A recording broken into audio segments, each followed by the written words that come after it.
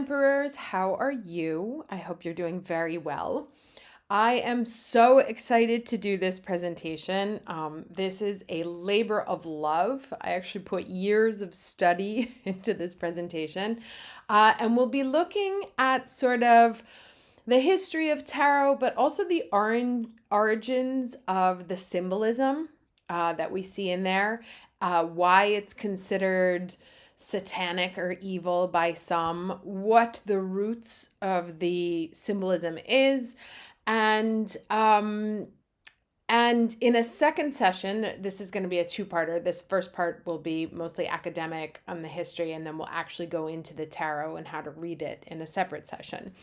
So I want to start by telling you who I am and what I have done that makes this or makes me so passionate about this.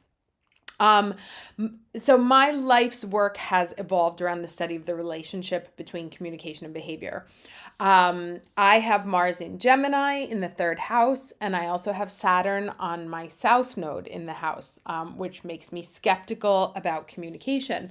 So honestly, when I was first introduced to the tarot, I myself, coming from a very religious, born again Christian background, was like, oh, devil worship, And then when I got over the devil worship nonsense, I just was like, I can understand astrology because, we get hot and cold based on the placement of the sun. So of course, where the planets are is going to change the energy. That makes sense to me scientifically. But I didn't understand tarot.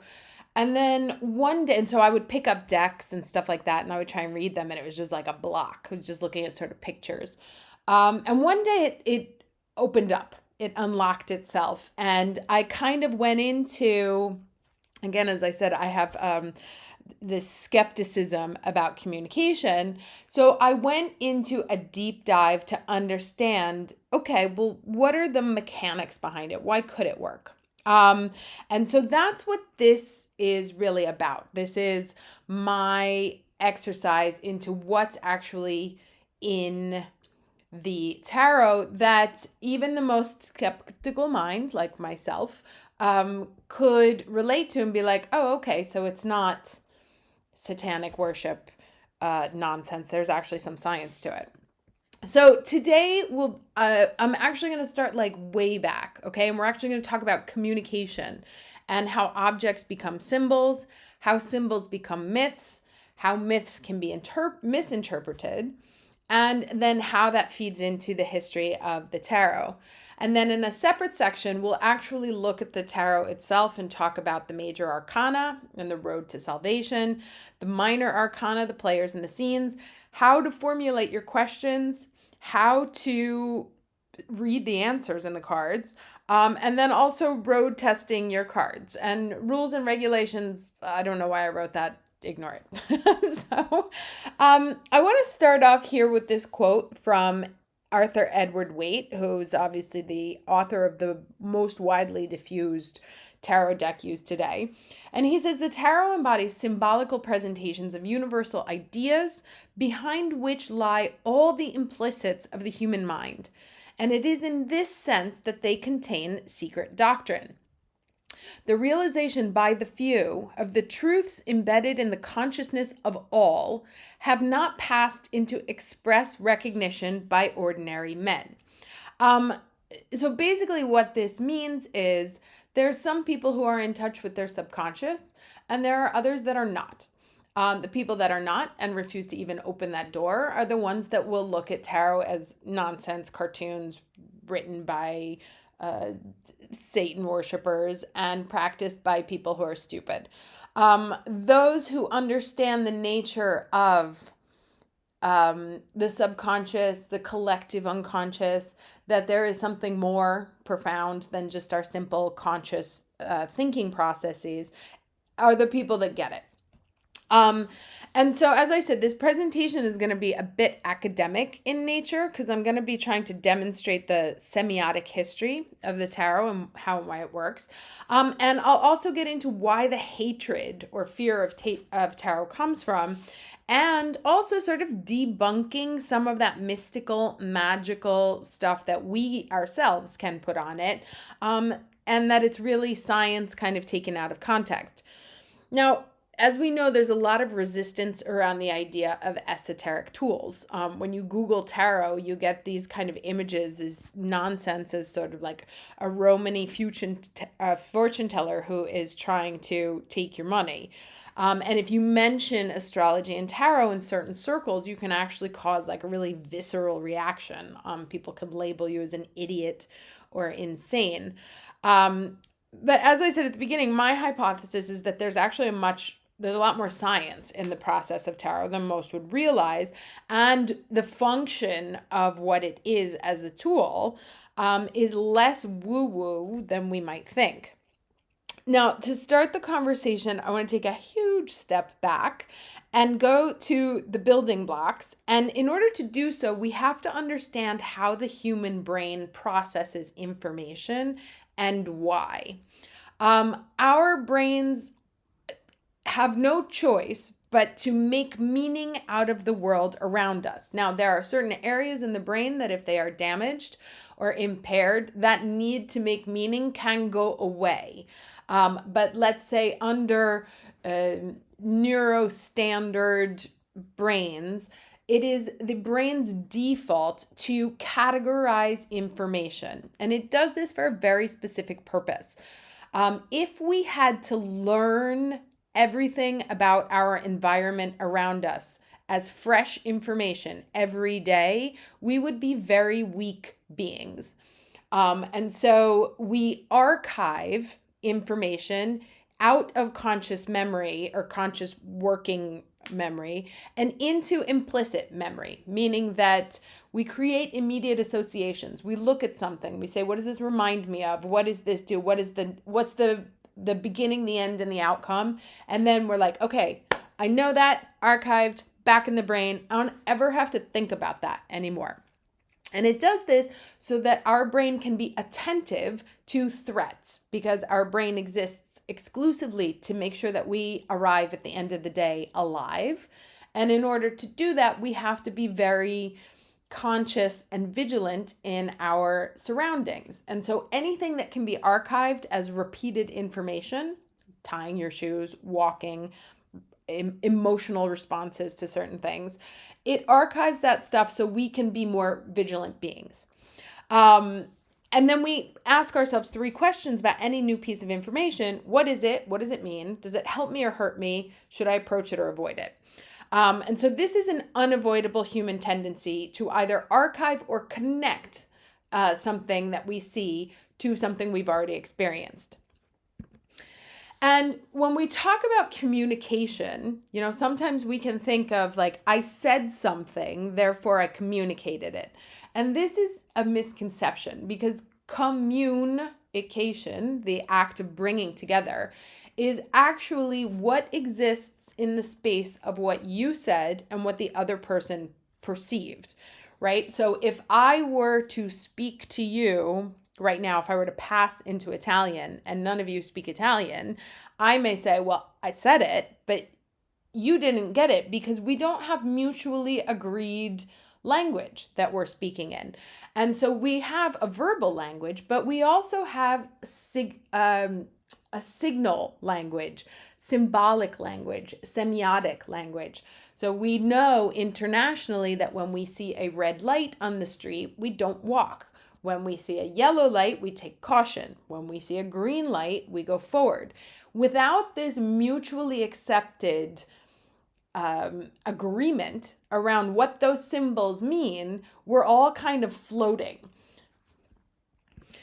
So, and in some cases, I'm going to jump really far forward and then go back a little bit. So I hope I don't lose you. But from at least 3000 BC, all cultures were polytheistic.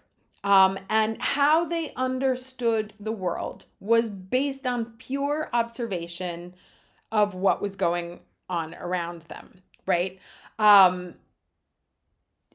Like, to be able to understand and predict the events, they had to observe and note. What are the winds? What are the rains? The sun, the moon, the stars? When are things growing? When are things dying? And we have this sort of, I put this up here because the next slide looks at actual written language. These are the first hieroglyphs. And you can see that the forms of communications are similar. So the question is, did the patterns in the sky influence our designed language, our initial designed language, or vice versa? And I would say that given that they were based on observation, it's going to be a mix of both, right? Perhaps you see an object in nature, like an eye, right? So you would see an eye and you would design that, and then you might see it in the sky, and there becomes the eye in the sky. So these rudimentary drawings, for us rudimentary, but really foundation of language, were created to communicate with others, right? And there's a cross-contamination between the objects, our day-to-day objects, and the shapes of the world around them. Interestingly, that this, this sort of pillar, this strength would be the definition of God. And the one thing I do want to note, because this kind of carries through even to today, is that there were two forms of language. There was one that was used to communicate with the people, and then there was one that was communicated as sort of the gods, or godly language, images, forms that belonged to the divine, and then images or forms that belonged to the populace. And so there were kind of two separate languages, which, continues today, where this may be hidden or available only to a select few, whereas this is available to everyone. And as we see here, there's a lot of cross-contamination between these symbols, right? Here we have Norse runes from the 2nd century, and then we see the alchemist symbols from the 14th century, which are also not too far away from here, the Phoenician alphabet. And then in this book here, we see the same symbols that are used to map the sky in a 17th century text, where actually they start to mix the Greek alphabet and the Hebrew letters taken from the Kabbalah. And as you can see here, there's an evolution of how the Phoenician alphabet has morphed into the one we know today in Western language. So what's my point here? The first is that there's a ton of cross-pollination between ancient cultures that ultimately we all sort of derive from the same source. The natural world influenced language and communication, and vice versa. And that just as we may look at the magical symbols infused with mystery, like the alchemical symbols, they were actually just a chapter of evolution that's been labeled as such, right? These symbols, are now triangles. This is delta in mathematics. We know what these are to communicate, but they are only esoteric or spiritual in nature if we say it. Otherwise, they are simply agreed upon symbols for me and you to know what we are talking about. If I see this, I know that you are an Aries. What does that mean? It means that it goes back to this, right? We took it out of the sky. Now, if you want to, you can paint on a whole bunch of layers of what that means, but that is contextual and imposed information, whereas this is simply on its own a symbol, right? An object meant to create easy communication. Now, moving into the idea of symbols. These are some drawings that come from Carl Jung's Red Book. And he did a lot of work in, obviously, psychology. And he created what is known as the collective unconscious, saying that there are a myriad of symbols that all human beings share. and are hardwired into our subconscious. Now, every single one of our brains comes with an operating system that's already installed at birth. It has the learnings of all the generations before us. And as we saw in the roots of language, there's many symbols that exist across cultures. And on a subconscious level, we're aware of them because they've been in human communication for dozens of centuries. And this is what Jung called the collective unconscious, that there's a source of information, a common source of information that we dip in and out of, consciously or otherwise. And we know what it means without necessarily knowing what it means. And that we may look at it and it may call up other associations in our subconscious without us even necessarily being aware of it. And let me give you an example here. Now, what does this object mean to you? Okay, what stories have you heard about an apple? We can go back to the original one, Adam and Eve, original sin. Snake offered the apple. Are you going to eat it or no? Snow White was poisoned for excessive beauty with an apple. Then we also have the apple a day keeps the doctor away, so it's protection. Or there's Newton's apple, which is a stroke of genius. Or there's Steve Jobs' apple, which is think differently, right? But it's rarely just a fruit. And even if you don't actively think about it, your brain is aware of all these associations. And of course, these associations can change from culture to culture. So if you see a picture of a woman offering you an apple, your mind, your subconscious mind, automatically scans everything that you know about it to make sense of what you're looking at, right? Is she just giving me an apple, or like what's happening here?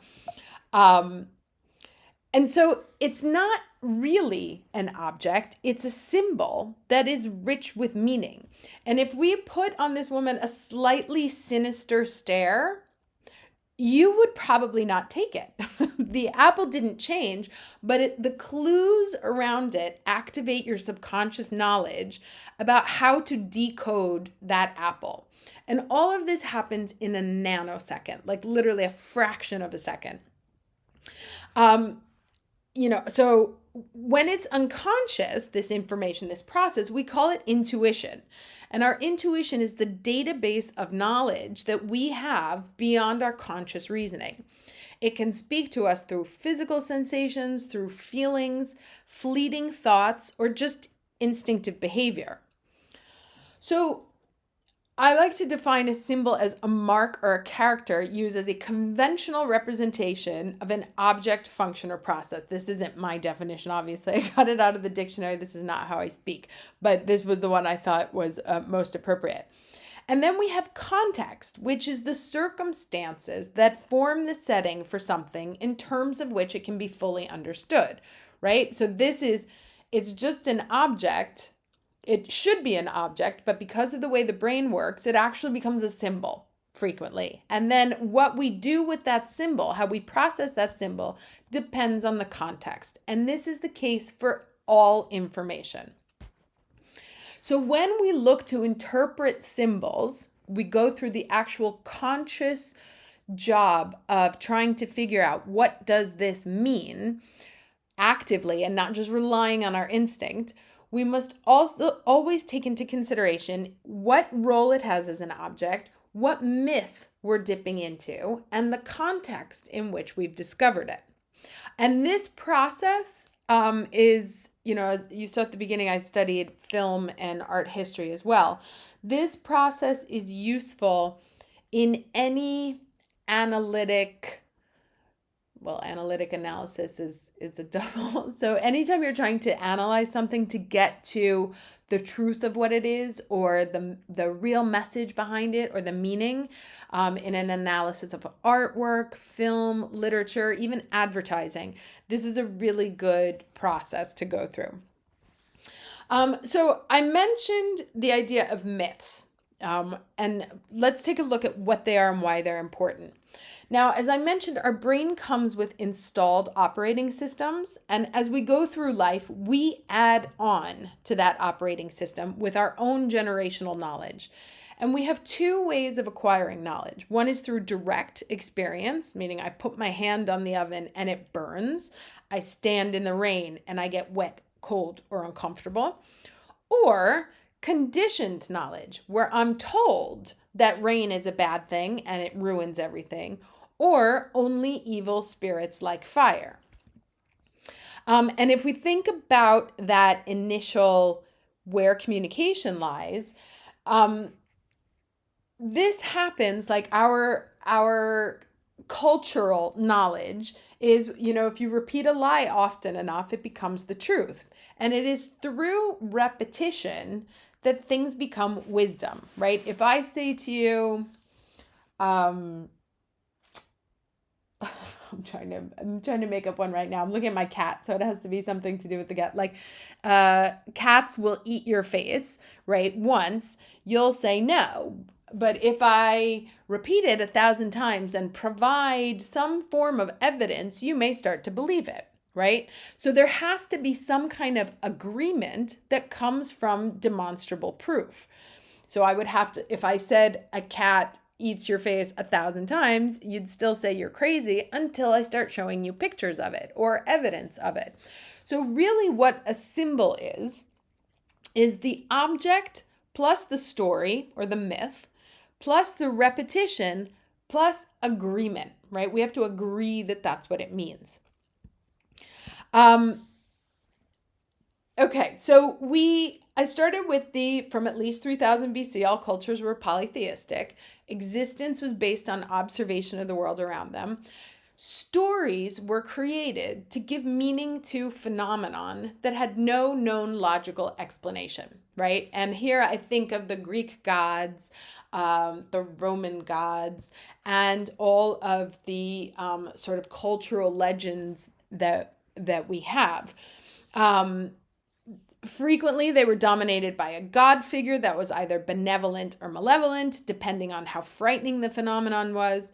And to make them allegorical, which this comes into play in a little bit, consequences were often attached as teaching tools. And these stories then get passed down from generation to generation, and these become the myths, the legends, the testaments of our culture, right? The story of Adam and Eve and the apple and the snake and stuff like that. That's because it gets passed down from generation to generation. So you may recognize these as the Northern Lights or the Aurora Borealis. And myself included, many of us will spend thousands of dollars to try and see them, even though it's not that easy. And what we know today scientifically is that the northern lights are created by solar activity interacting with our magnetic shield around our planet and the curvature of that.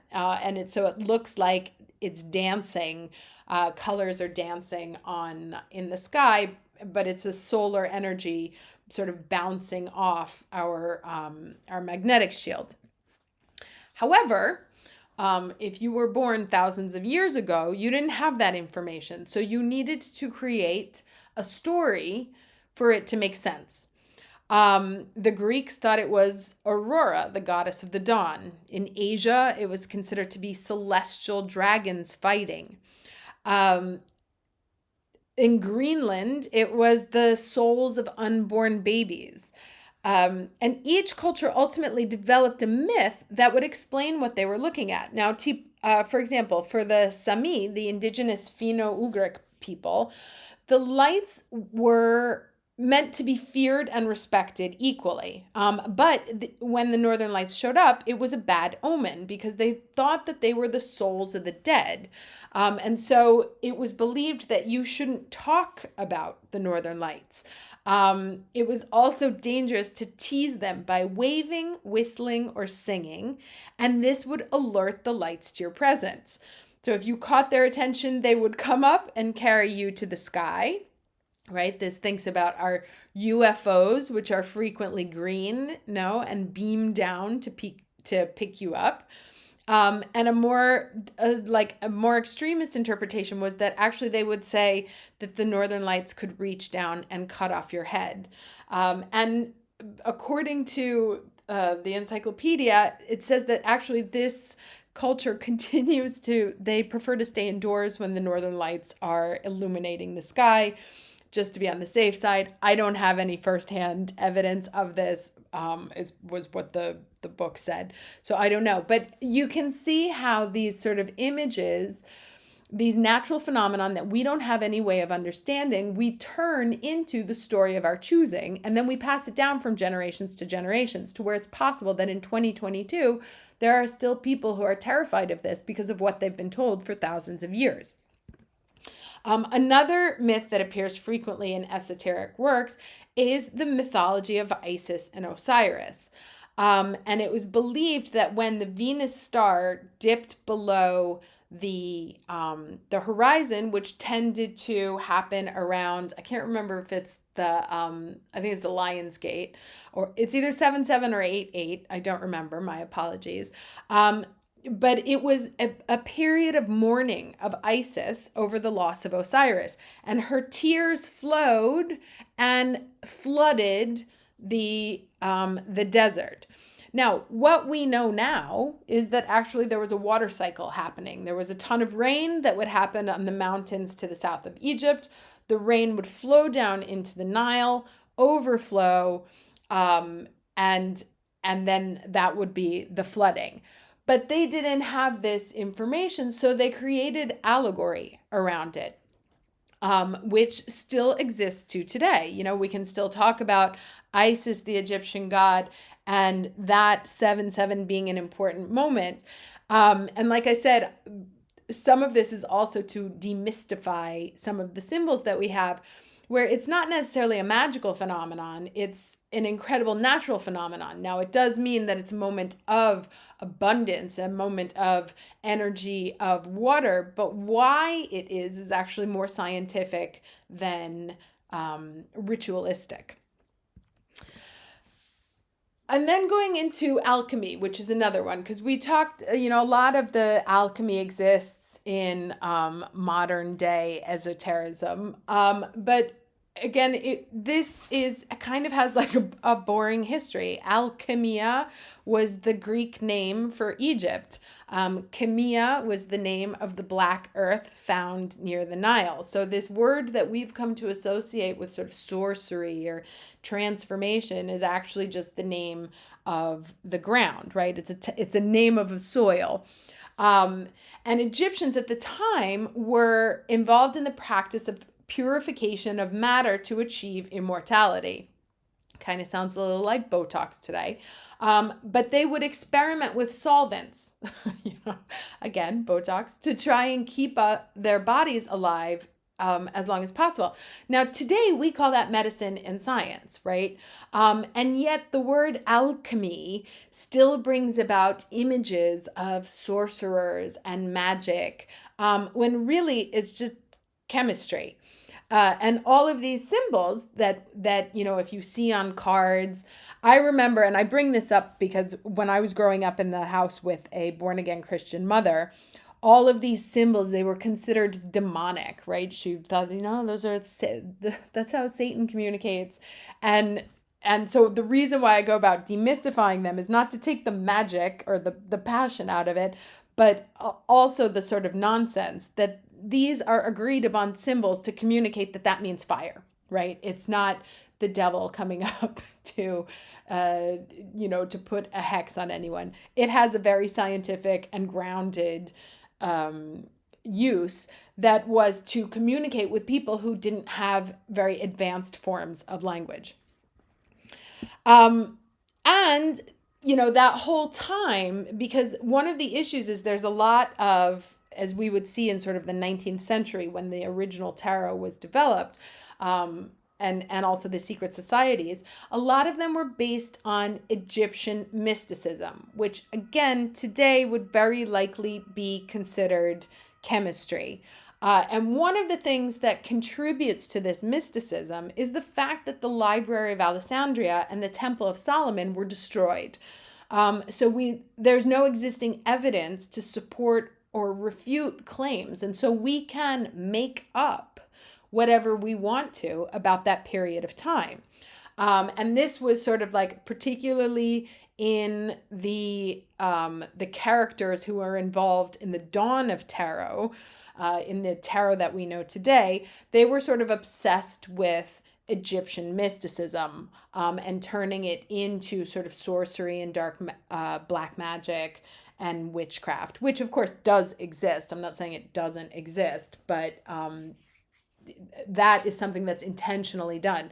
So the reason they were attracted to this was because kind of these weird mystical looking symbols, and the fact that there was no concrete information to refute anything that they wanted to say about it. So you get to make it up, as if there's no context, you get to make up the context. And we'll talk about that in a second. But so I want to show you this because these were the, let's call them architectural plans of the Temple of Solomon, right? And you may actually notice some of the symbols in the High Priestess card. And you'll also see some of the shapes that we note as considered sacred geometry, which I would say is just geometry. But like here also, if we look at this was also a map of where the planets were, like how the planets were mapped in the sky. So this symbol, this sacred geometry that we hold, comes from what they observed in their world around them, right? Here's 1572, Ptolemy's view of the sky, geocentric system, which was accepted until the 17th century. And then here's the thing. So it's not so mystical as so much as an evolution of symbols, right? All relating to the process and comprehension of the world around us, but not veiled with black magic or secrets. They were only secrets, as Waite told us at the beginning, because we didn't know how to process them, or we weren't open to processing them. Now, this is my favorite because this was my mother's, you can tell I have like a cross about this to bear, literally and figuratively. My mother was obsessed with the inverted pentagram, which is funny because my mother was also obsessed with the Jewish religion and Hebrew symbols. And actually what the symbol was meant to be. So this is the 14th century Christian seal, and the reversed one of Solomon was supposedly from his ring, right? That was how he signed his documents. And so it may have been adopted by a certain sect of people. There tends to be a symbol associated with satanic cults, but that is not its origin at all. And then this one is my absolute favorite because what we're looking at here is the pattern of Venus in the sky. She makes a 5-point star, which you can see is here. And that's that upside down pentacle right there is the 5-point star, right? And if you go to see how it evolved in culture, this is the planetary orbital patterns. This is what's known as the rose window, right? And I'm sure you've seen this in many churches. This one happens to come from Notre Dame.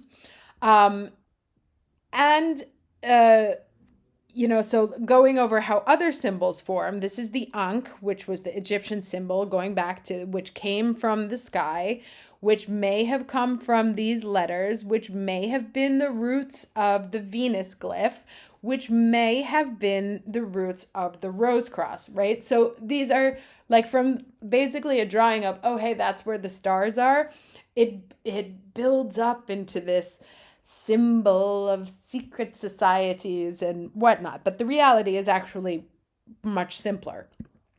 And here's my other favorite one. The infinity symbol is the plotting of the annual movements of the sun in the sky. Now, does it mean infinity? Sure, because the sun will keep doing this again and again and again, as far as our human knowledge knows. But what I like to call to this, or I just thought was fascinating as I got more into it, is that what we're looking at are not things that are necessarily, we've given them man-made interpretations, but they come from observable phenomenon in our universe, right? Much like astrology.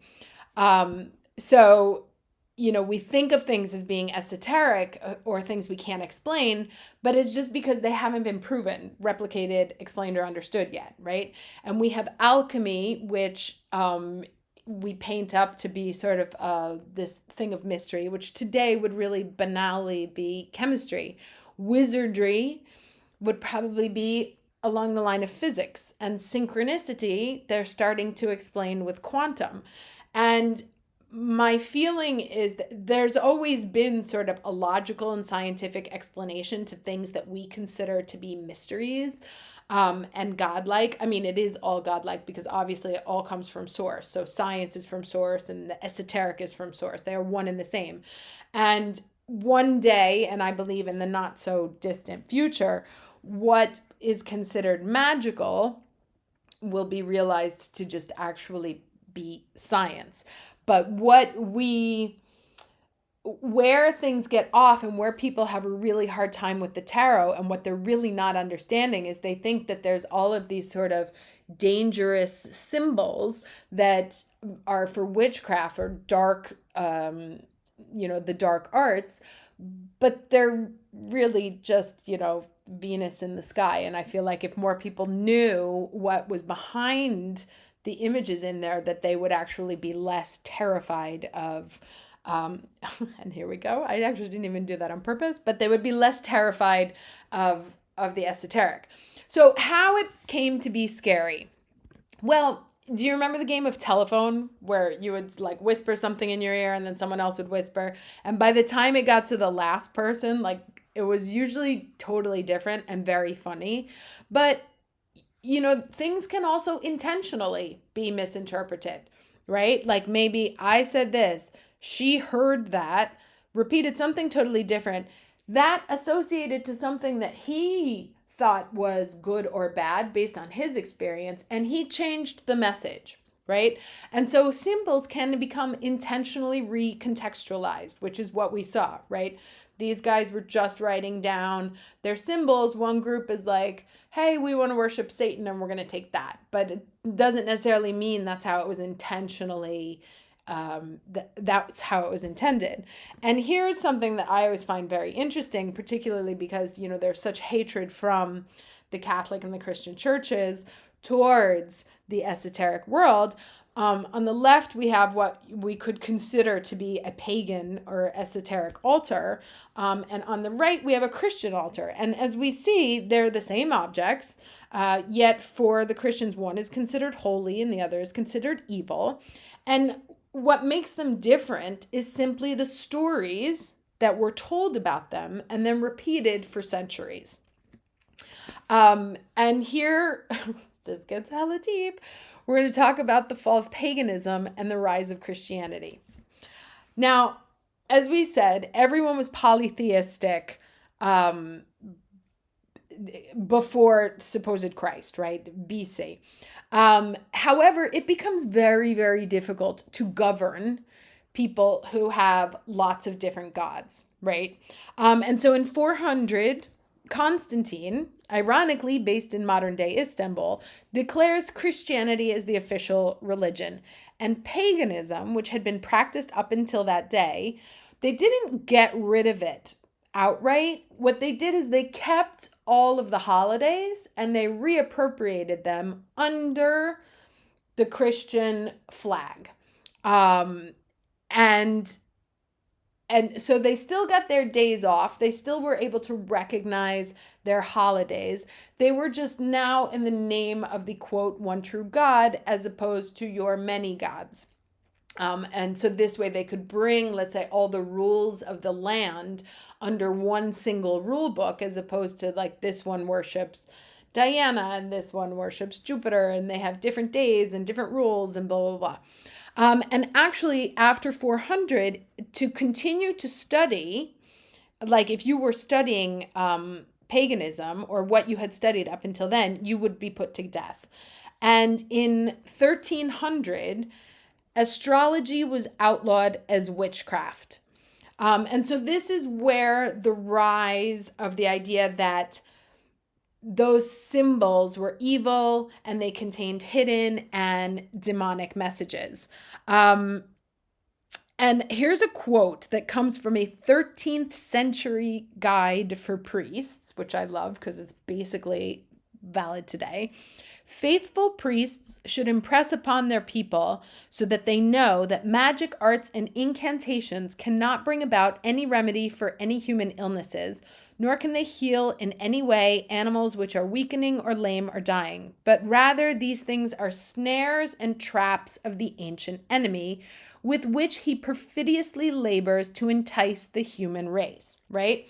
So anyone doing those things is from Satan and is going to be put to death, right? Now, remember the story about the Aurora Borealis. Same thing. You repeat that myth frequently enough and with evidence, right? Because we're going to take this person and kill them, then it becomes the truth. So through centuries of repeating this, it became true.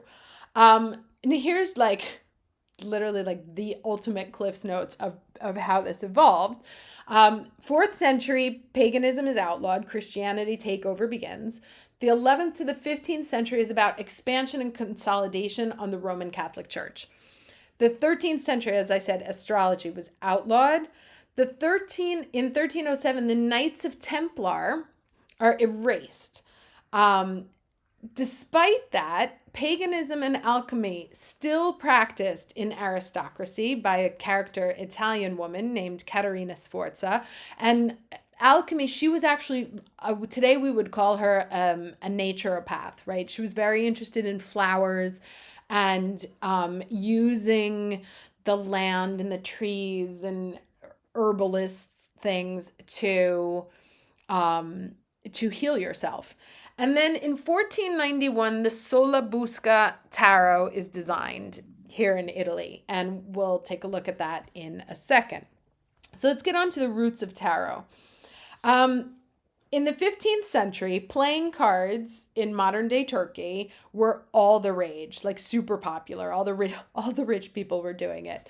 And here are some of the cards that are known as Mamluk, and these were thought to be the inspiration for the first tarot decks.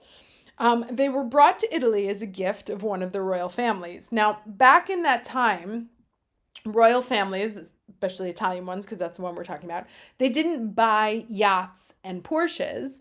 To show their wealth, they built churches.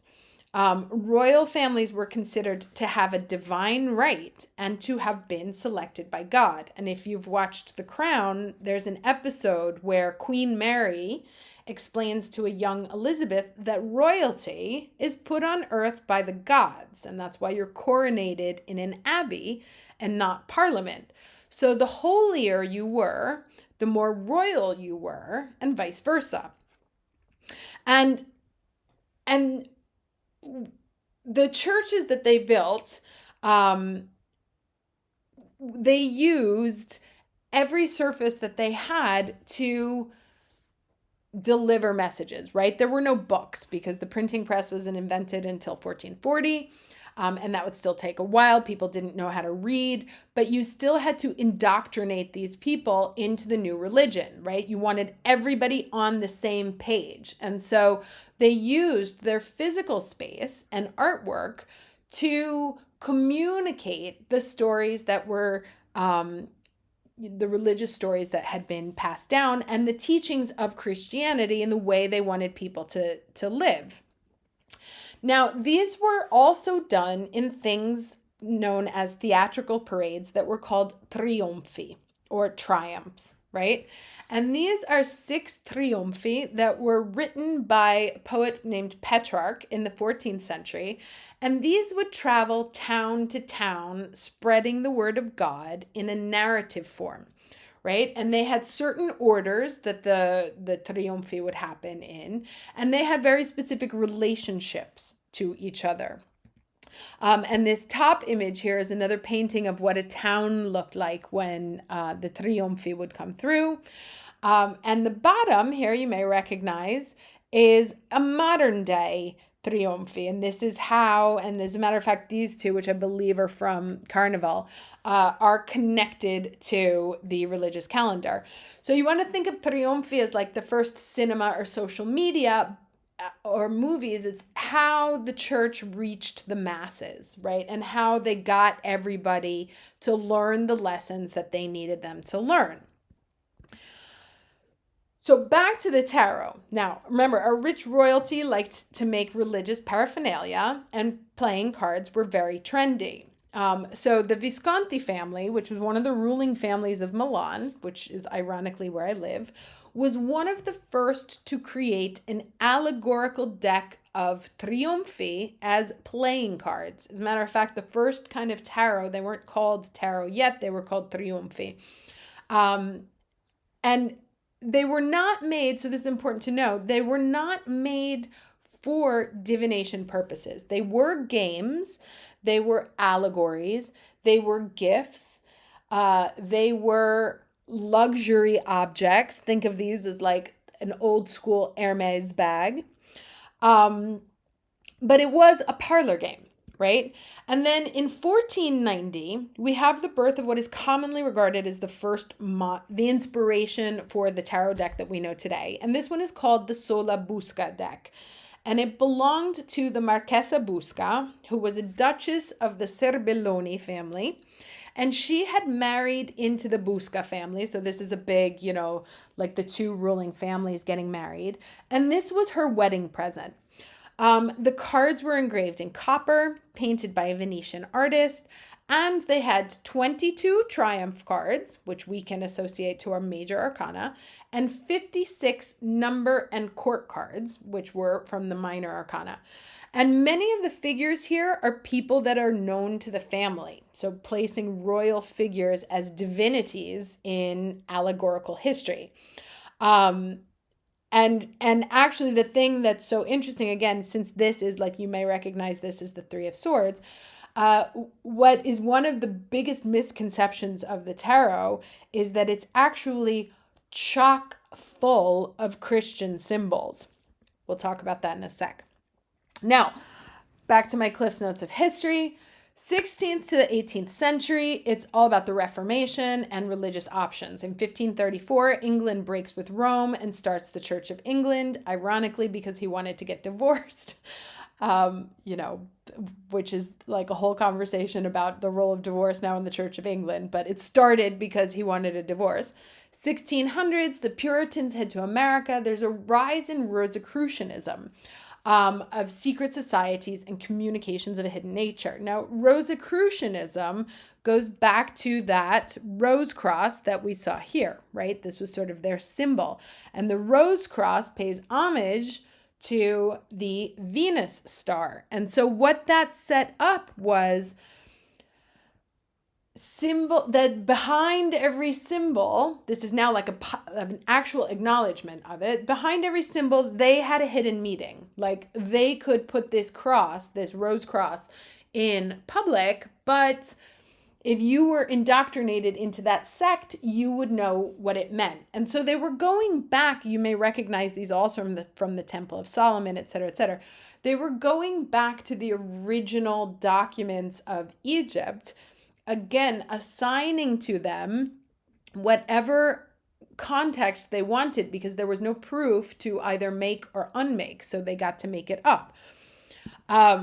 In the 18th century, and I'll go through this real quick, 18th century, Enlightenment, Age of Reason, science is favored over religion, socialism has a rise in France, and 1781, Antoine Comte de Gébelin suggests that tarot is filled with Egyptian secrets. Remember, we've now supercharged Egypt with mysticism and witchcraft. And he is the first person to kind of suggest that the tarot has a divinatory nature. 1820, Eli Levi makes a connection between the Kabbalah and Tarot, so starting to blend those sort of secret wisdom texts.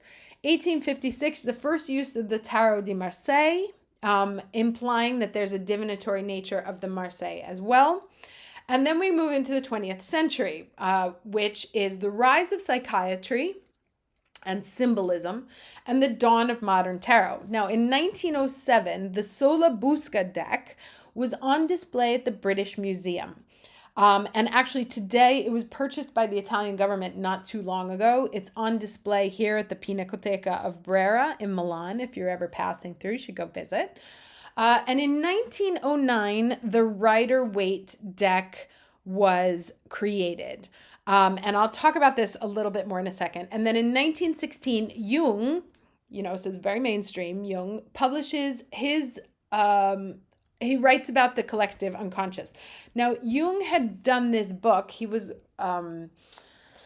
very much interested in the esoteric. And he did this book called The Red Book, where he painted his dreams, right? And in some of his research, he had started to notice, again, observation of experiences in the world around you.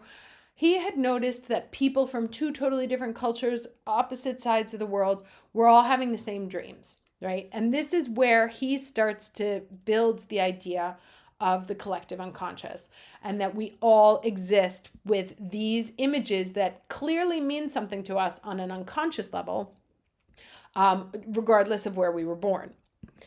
Now, this is probably the first tarot built with the intention to be divinatory. It's the Golden Dawn Tarot. It was created by the members of the Order of the Golden Dawn, which was a Rosicrucian society in the UK in the 1800s. And it was built with the intention of channeling and activating esoteric energies, alchemy, etc. And one of the key players of this was Aleister Crowley, which you may have heard of. And he was very interested in black magic and sorcery. He was also kicked out of the UK, having been described as one of the most evil men on the planet. And he moved to Italy, but then was kicked out of Italy by Mussolini. However, I think it may have more to do with the fact that he was bisexual rather than his occult practices. But let's say at the time, the combination of him being interested in witchcraft and being bisexual at the time obviously did not fare well for him. But Arthur Edward Waite was also a member of the Golden Dawn. As a matter of fact, he and Aleister didn't like each other at all. Ironically, both of them are Libras. Both of them with Pisces moon. One was born on October 2nd, 1857. The other born on October 12th, 1875. So those back numbers reversed. And Crowley was obsessed with moving away from the church. But Waite was he was an American who was born in a very religious family. He was actually trying to unite the two. He wasn't into black magic or sorcery. He was into probably the collective unconscious without knowing it was the collective unconscious, but using a set of symbols to be able to process the world around you. Crowley ended up forming his own religion and his own order.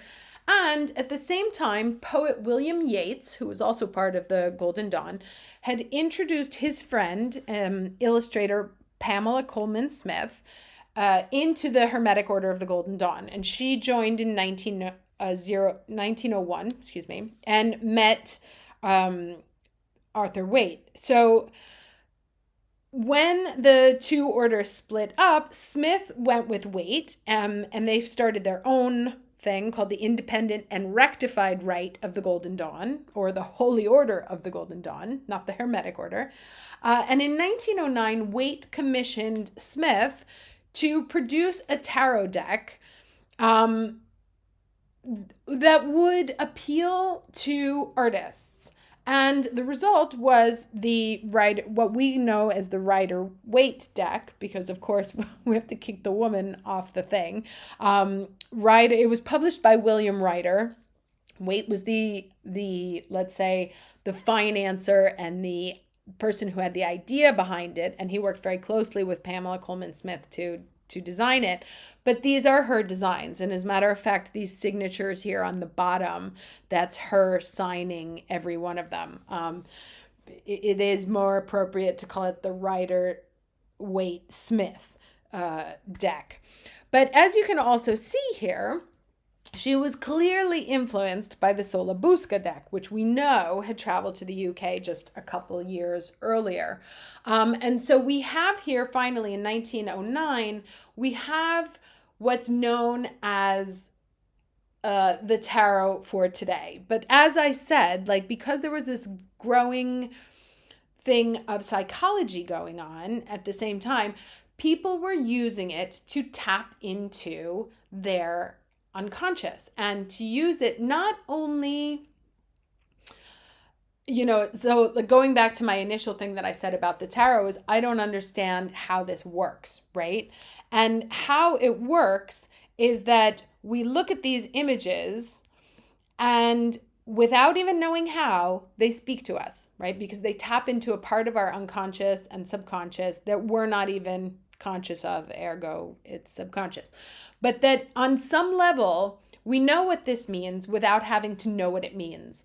And when we put them in an order, our mind or our intuition, based on our experiences, based on what lives in our subconscious, can create an allegory specific to what we are asking about ourselves. So rather than being messages sent from Satan, it's actually a tool to tap into your own intuition. Because, and this is why, sometimes, I don't go crazy for cookbook definitions of tarot cards, because this may mean, going back to the rain, right?